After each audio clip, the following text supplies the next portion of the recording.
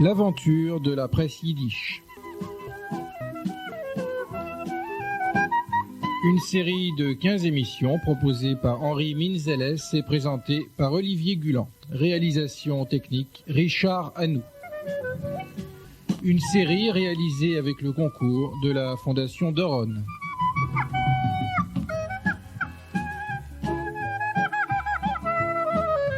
Aujourd'hui, la presse yiddish aux États-Unis. Henri Minzeles, bonjour. Bonjour. Alors l'Amérique, c'est l'Amérique.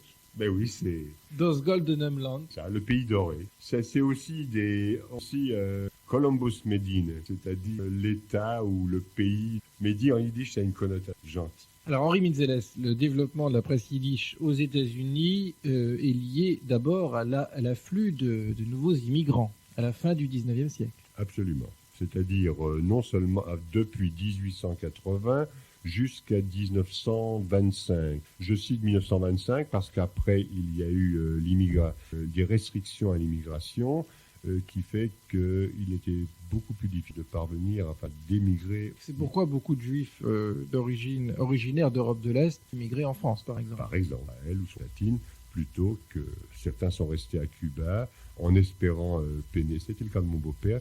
Il est resté à Cuba pendant 1 an. On lui a proposé d'ailleurs du blanc, il a refusé.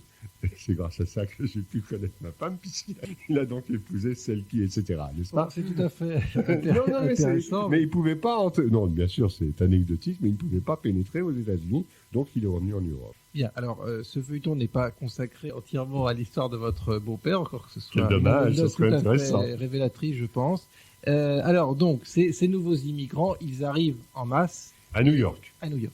Ils arrivent à New York, ce ne signifie pas qu'ils ne restent qu'à New York, mais on peut dire que 90% des gens y restent. C'est-à-dire que déjà, à la fin du siècle dernier, dans la libre Amérique, il y avait 2,5 millions de Juifs qui étaient à New York, qui vivaient dans le Lower Side, dans des quartiers misérables du Bronx, et là, ils commencent. Et parallèlement, comme ils venaient d'un pays yiddishophone, et on l'a dit précédemment, c'est-à-dire principalement Pologne et de Russie, comme ils étaient yiddishophones, ils venaient avec le yiddish à la semelle de leurs souliers, ou plus exactement avec leur idéologie. Comme immigrants, ils créaient des ateliers de sweatshop, mais tout se faisait en yiddish. Ils étaient entre eux. Et puis au fur et à mesure des années, les enfants allaient à l'Iken, ils allaient aussi au Zugobschule, c'est le complément yiddish, mais surtout à l'Iken.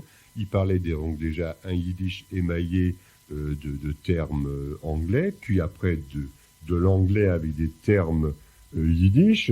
C'est le cas d'écrivains que nous connaissons bien, comme Malamud, ou encore Philippe Roth, où il y a des expressions yiddish qui disent très souvent, ou sur le vélo. À tel point d'ailleurs que dans l'anglais courant d'aujourd'hui aux États-Unis, l'anglais parlé par les non-juifs, il y a un certain nombre d'expressions yiddish. Absolument. L'exemple type aussi, c'est Woody Allen, qui maintenant, on peut dire qu'il parle presque uniquement américain, mais on sent qu'il y a du yiddish là-dessous. Vous n'avez pas remarqué ? Et puis il y a l'accent yiddish. Alors, parallèlement à ça, donc, il s'est développé une presse. Et ce n'est pas un hasard que, dès la fin du siècle dernier, se sont créés des journaux comme des tägliche Gazetten, c'est-à-dire la Gazette Vienne, un journal anarchiste comme le Freie Arbeiterstimme, qui a existé de 1890 jusqu'à 1980, quand même 90 ans, qui est un journal anard. Il y a eu de Ovenblatt, et puis il y a eu aussi dans certaines grandes villes comme Boston, Baltimore, Philadelphie, Chicago, Cleveland, mais bien après, des journaux yiddish qui sont nés, qui ont vécu pendant plusieurs décennies. Mais surtout, le principal, ça a été la création du Vorwärts. Vorwärts, c'est un terme qui signifie en avant, donc c'est tout un programme. En anglais, ça s'appelle le Jewish Daily Forward. Journal socialiste. Un journal à tendance très socialisante. Il a été fondé par un homme absolument hors du commun, un homme assez extraordinaire qui s'appelait Abraham Kahn, mais qui se faisait appeler Hept, et qui venait d'ailleurs de Lituanie, qui avait eu un passé révolutionnaire assez impressionnant, qui s'était fait arrêter à plusieurs reprises, qui a réussi à s'évader, et qui est arrivé, il était né en 1860, il est arrivé en 1883 aux États-Unis, Et voyant les journaux qui commençaient à se développer, il s'est dit, moi aussi, je vais créer un journal. Et en 1897, avec beaucoup d'aplomb, avec beaucoup de respect, si je peux dire, avec beaucoup d'ingéniosité, il a réussi à circonvenir un certain nombre d'hommes d'affaires qui étaient très attachés à la langue yiddish, et il a fondé ce journal. Et ce journal est devenu quotidien, il a été quotidien presque aussitôt, et puis le tirage a commencé à monter, à grimper, parce que parallèlement à la presse anglo-saxonne, américaine, aux États-Unis, le New York Herald, le New York Tribune, etc., il y a eu un développement absolument extraordinaire de la presse yiddish, dont le Vorwärts était le principal représentant. Qu'est-ce qui caractérisait surtout le Vorwärts? Pourquoi les gens l'achetaient plus qu'un autre? Ils l'achetaient parce qu'il y avait un Yiddish Wort, il y avait le mot Yiddish, il y avait tout ce qui pouvait intéresser la communauté. Tout ce qui pouvait intéresser la communauté à la fois en Europe orientale, parce qu'on n'était jamais coupé de ce qui se passait en Europe orientale. Epcan et ses collaborateurs et le lectorat avaient leurs parents, leurs familles, leurs amis qui étaient restés, je ne dirais pas la mère patrie parce que c'était pas la mère patrie, mais ils étaient restés en Pologne. Là-bas, la Pologne donnait un peu le ton. Là-bas, la Pologne, il y avait des choses importantes qui s'y passaient. Il faut pas oublier que ça a été l'accession à l'indépendance, nous avons dit la dernière fois, de la Pologne elle-même, avec un statut de minorité nationale pour les Juifs. Et puis, il y avait des vagues de gens qui partaient de Pologne, qui allaient s'installer aux États-Unis, et puis tout ce qui se passait en Pologne sur le plan politique, les querelles qu'il pouvait y avoir entre la gauche et la droite, entre les religieux et les non-religieux, tout ça intéressait au plus haut chef les Juifs américains. Et puis, il y avait ce qui se passait en Amérique elle-même. Les Juifs aux États-Unis ne pouvaient pas être coupés, par exemple, du New Deal dans les années 30, avec les grandes réformes sociales qu'a accompli Roosevelt. Ils ne pouvaient pas non plus rester indifférents à leur vie qu'ils menaient elles-mêmes, parce que s'ils travaillaient dans des ateliers de la sueur, les sweatshops dont j'ai parlé, ils avaient des revendications à faire aboutir, ils avaient une conscience de classe, ils se révoltaient contre un certain système.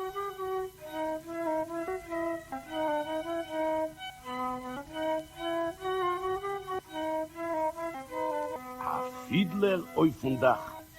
Auf Sinnen, ha? Aber bei uns in Anatevki ist jeder einer ein Fiedler oi von Dach. Was versucht durchkratzen a Poschet nur harzig und nigen und doch nicht brechen den Kopf. Und es ist nicht so leicht. Wird ihr doch mis Tome fragen, für was bleiben wir dort sitzen, ob die Sakon ist so groß? Wir bleiben bei Anatevki, unser Heim. Und wie so halten wir das Tag aus? Auf dem hab ich ein Entfer. Gott ist ein Vater und heilig ist ein Teure. Die Teure, die Teure, die Teure, die Teure, die Teure, die Teure.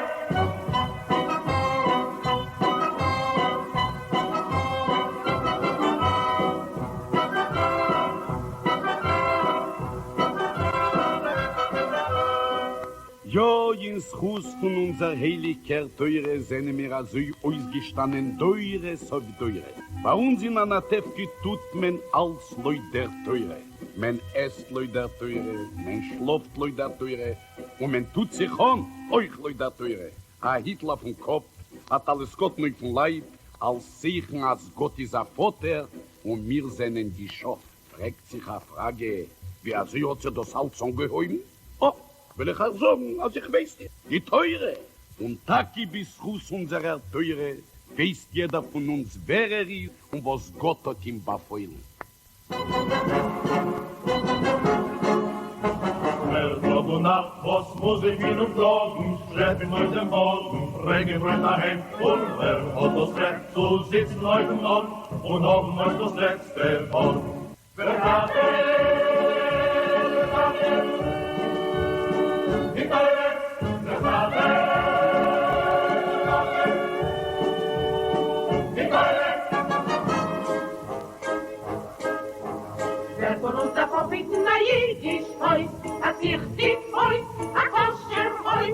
Wer das Kinder hat Freund, der scheut, gedei, wer sagt es sonst ist kein nichts läuft. Die Mame In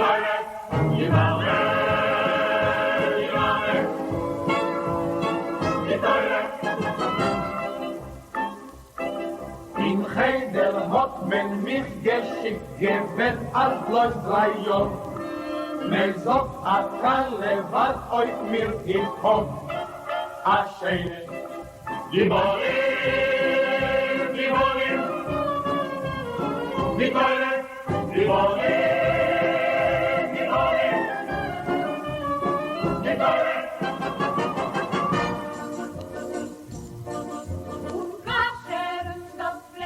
Donc dans le Vorwärts, par exemple, puisque nous parlons du Vorwärts, qui était un journal extrêmement important, il y avait de tout. Il y avait à la fois de l'actualité nationale américaine, il y avait des nouvelles d'Europe de l'Est, il y avait des nouvelles strictement communautaires, il y avait des feuilletons religieuses aussi. Et des feuilletons. Il y avait des feuilletons et il y avait aussi des petites nouvelles purement communautaires, des nouvelles de chapelle. Le petit garçon qui va à l'école un tel, Moria par exemple, vient de faire sa bar mitzvah, ou alors un tel est décédé, c'était à Gabef Nashil, c'était donc un notable de la communauté, c'était quelqu'un de très important. Il y avait à la fois donc des nouvelles de chapelle, et en même temps on débattait des grands problèmes. Et ça, ça je le dis, parce que c'est beaucoup plus net que dans la presse non juive. La presse juive a cette caractéristique absolument fondamentale, c'est que l'on parle à la fois des très grands problèmes et des tout petits problèmes de chapelle et de congrégation. C'est donc une presse talmudique. Si l'on veut, oui. Enfin, c'est une presse C'est où un on peu peut, aussi ce qui où on peut à la caractérise le fois Talmud. manier le pile-poule à l'usage d'une dizaine de personnes et en même temps débattre des destinées du monde en général à l'échelon, disons, de 2 milliards d'habitants. Alors, quelques mots encore peut-être sur Abkan et sur son aventure. Oui, alors l'intérêt de ce Abkan, c'est qu'il n'a pas été seulement un journaliste, c'était aussi un écrivain qui a écrit d'ailleurs dans différents journaux, avant de s'intéresser aux siens propres, sur la vie des Juifs en Europe orientale, et aussi il donnait son sentiment sur ce qui se passait en Amérique. Il a été ce qu'on peut appeler de la première génération des écrivains yiddish, qui par la suite ont été remplacés par des écrivains purement américains, enfin disons des écrivains juifs, mais qui écrivaient en anglais. Mais alors, Abkan a ceci de particulier, c'est qu'il a demandé la collaboration de grands écrivains yiddish comme Schulemash, comme le frère aîné de Bashevis-Zinger, comme Isaac Bashevis-Zinger lui-même, et il leur a ouvert ses colonnes. Et puis alors, il est passé, et c'est ça qui est intéressant, du stade artisanal à un stade industriel. Il ne faut pas oublier qu'à la fin du siècle dernier, un journal devenait une entreprise de presse. Une entreprise de presse, c'était de pouvoir sortir un journal tous les jours, à un gros tirage, d'envoyer avec différentes éditions. Il y avait, de même qu'il y avait des éditions départementales en France, il y avait donc des éditions suivant différents États, si bien que le lecteur de Cleveland ou le lecteur de Raleigh ou le lecteur de Miami Beach lisait ce qui se passait à New York la veille. Et ça a été la force de Abkan, qui a été un patron de presse, un homme d'affaires d'une portée extrêmement importante, bien plus importante. On a un exemple ici, c'était par exemple Pierre Lazareff. Pierre Lazareff a été un patron de presse qui a révolutionné la presse française. On peut dire que Abkan, aux États-Unis, a révolutionné la presse yiddish. D'un point de vue plus général, Henri Minzales, quelles sont les spécificités de la presse yiddish américaine ? Les spécificités, c'est un peu ce que je viens de dire. Ce sont des spécificités à la fois sur le plan politique, ce qui s'y et l'importance déroule. du syndicalisme, peut-être. L'importance du syndicalisme. Le syndicalisme est tout ce qui est périphérique au syndicalisme, c'est-à-dire les services de santé, la longue maladie, l'hospitalisation. Il ne faut pas oublier que pour rentrer à l'hôpital aux États-Unis, c'était un problème quasi insoluble parce que ça coûtait fort cher. Et par le système du syndicalisme, il y a un homme qui est à la base de ce syndicalisme qui est très connu en son temps et qui s'appelait Dubinsky. Dubinsky faisait partie de l'industrie de ce qu'on appelle la confection. Disons, aujourd'hui, on appelle ça le prêt-à-porter. Et il a mené ce syndicat tambour battant puisqu'il est devenu une puissance, on dirait capitaliste, à l'égal des capitalistes réels de l'époque. C'est-à-dire que le syndicalisme américain de Dubinsky, c'était une grande machine extrêmement importante. Et il avait justement son audience dans un journal comme le Daily Forward. Henri Minzelles, quelle a été l'attitude de la presse yiddish pendant la guerre, pendant la Seconde Guerre mondiale? Alors, tout d'abord, il faut dire, nous n'avons pas parlé de tirage. Je crois que ça a son importance. Avant de parler de ça, il faudrait citer d'ailleurs d'autres journaux. Il y avait le Morning Journal, il y avait le Tag Black, le Morning, en dehors du Forward, il y avait le Moment aussi qui paraissait. Il y a eu un déclin.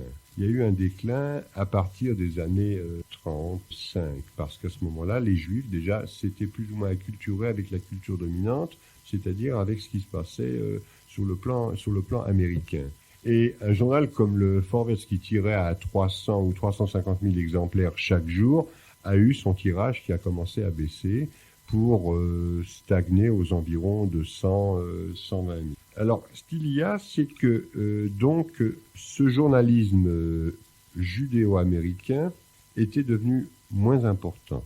Mais il y a eu la mauvaise conscience de certains des journalistes qui, dans les années 39-40, ont vu ce qui se passait en Europe, ont eu la prescience qu'une tragédie s'annonçait. Et certains ont titillé les autorités, Roosevelt et le département d'État, ou un rabbin comme Stephen Weiss, qui était au courant de ce qui se passait en Europe, qui recevait régulièrement des courriers et des rapports d'agents, a essayé de sensibiliser le département d'État, les instances importantes qui étaient à Washington. Mais il n'y a pas toujours réussi. Et il y a d'autres juifs qui tout simplement ont été un petit peu, comment dirais-je, indifférents à ce qui s'y passait. En tout cas, n'ont pas manifesté suffisamment d'intérêt envers des communautés dont on a connu le sort par la suite. Il y a quelque chose d'assez significatif qui m'a été rapporté.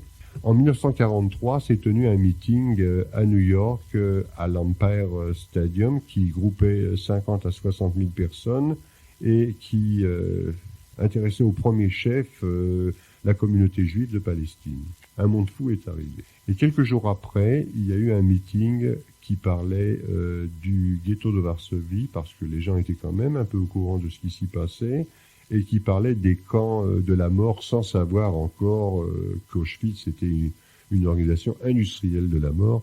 Et bien là, il y a eu 4 ou 5 000 personnes qui ont été sensibilisées. Ce qui prouve peut-être que, je ne parlerai surtout pas de responsabilité, c'est pas un mot que j'aime, mais peut-être que le journalisme yiddish je ne dirais pas a failli, mais n'a pas suffisamment sensibilisé les communautés juives de la tragédie de l'Holocauste, de ce qui se passait en Europe. D'ailleurs, la communauté juive américaine dans son ensemble... Elle se le reproche maintenant, d'ailleurs. Absolument, et on peut dire qu'il y a une certaine mauvaise conscience de cette communauté juive. Enfin, en tout cas, il y a eu une mauvaise conscience après la guerre. Est-ce que, après la guerre précisément, la presse yiddish a pu se relever, au moins en partie, de ce déclin dont vous parliez tout à l'heure? Non, je ne pense pas, parce que c'était déjà passé. Disons que le yiddish avait déjà subi un certain nombre d'atteintes, et il n'y avait plus cette possibilité de développement, parce qu'il n'y avait plus objectivement les conditions d'un développement. Il faut oublier qu'en 1945, j'ai ici d'ailleurs un chiffre, il n'y avait plus que 300 000 lecteurs, alors qu'il y en avait eu près d'1 million 25 ans auparavant. D'autre part, l'âge moyen des gens en 1945 qui lisaient le journal Le Yiddish était de 55 ans. C'est-à-dire que c'était des gens donc qui étaient déjà assez âgés. Les écoles complémentaires en Yiddish étaient en voie de disparition. Il y avait donc, on pouvait dire que c'est la langue anglaise qui avait remplacé le Yiddish quelques décennies auparavant. Donc, il n'y avait plus... Alors, c'est ça la différence avec... ce qui s'est passé en Pologne, nous l'avons dit précédemment, ça a été tout simplement la guerre avec tout le public judéo-polonais qui a été assassiné. Ce qui s'est passé en Russie, ça a été idéologique. Ça a été une mort, donc, idéologique, un ethnocide, sur le plan culturel. Ce qui s'est passé aux États-Unis, ça a été, je ne dirais pas une mort douce, j'emploie pas ce mot, mais disons un déclin progressif, parce que le yiddish a été supplanté par la langue dominante, c'est-à-dire l'anglais. Et aujourd'hui ? Aujourd'hui, le Forward paraît toujours, il est hebdomadaire, Il tire, dit-il, à 30 ou 40 000 exemplaires. Je crois même que c'est un peu exagéré. Il n'a plus les différentes éditions étatiques, je ne peux pas dire départementales, puisqu'il n'y a pas de département là-bas. Il y a une seule édition. Il y a tous les mois, il y a ce qu'on appelle la Beilage, c'est-à-dire une page en anglais, qui retrace en anglais ou qui résume en anglais tout ce qui a été écrit en yiddish dans le même numéro. Il n'y a plus les fastes d'antan. Mais ça continue. Ça continue, et moi je dis que le yiddish c'est un peu comme le peuple juif, c'est mon sens, c'est quelque chose d'indestructible. Henri Minzeles, je vous remercie. Prochaine émission, l'aventure de la presse yiddish, toujours en Amérique latine et dans les autres centres du monde juif, notamment en Australie, au Canada, etc.